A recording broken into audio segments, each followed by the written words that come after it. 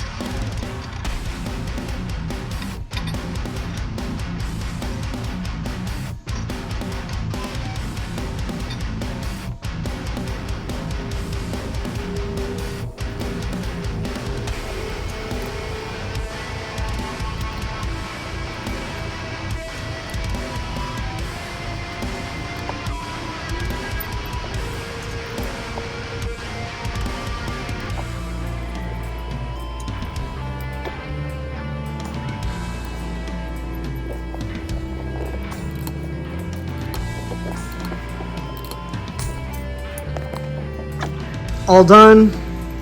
The only thing about this locking plate is what I did is I got it to the bottom of the range of the torquing spec. So it's like 55, between 55 and 65. So I got it around 60.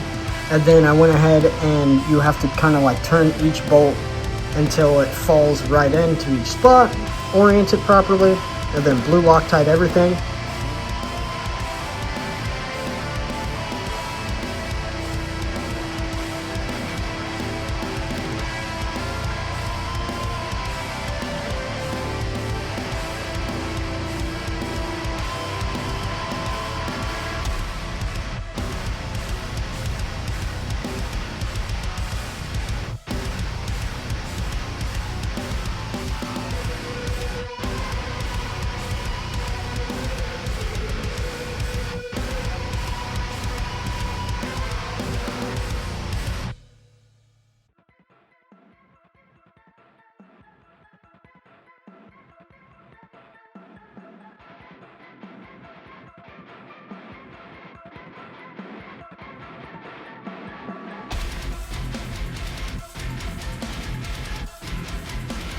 All right, so prospectively, everything is off.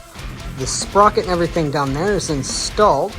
Remember, this is our reverse threads, so righty-loosey, lefty-tighty. And let's go ahead and get the new sprocket on.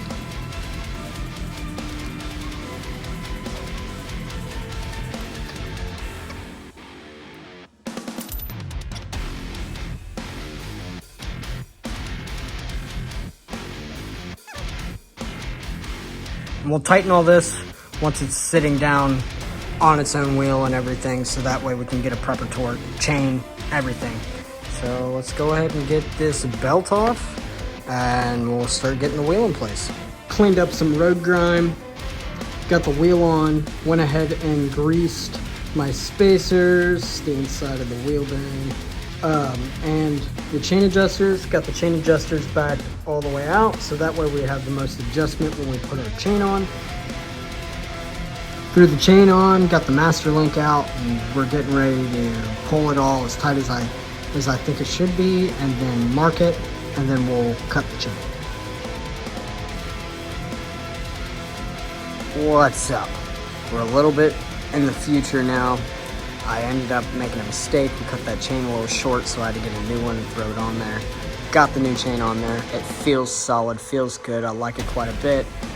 All the parts, I'm gonna go ahead and link down in the description. I like this setup. I kind of built my own little kit, so that's why I'm gonna definitely leave all the parts down there, especially like the Hughes lock-in spacer for the sprocket.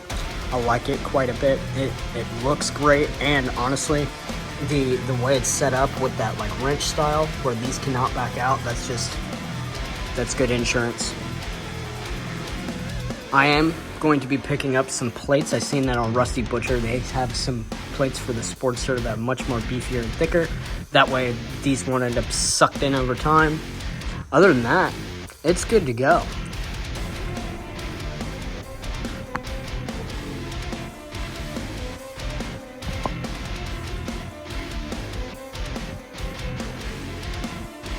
So if you like this video, go ahead and drop me a like and subscribe. Please go ahead and click that bell so that way you can be notified for all my videos and updates and all that stuff.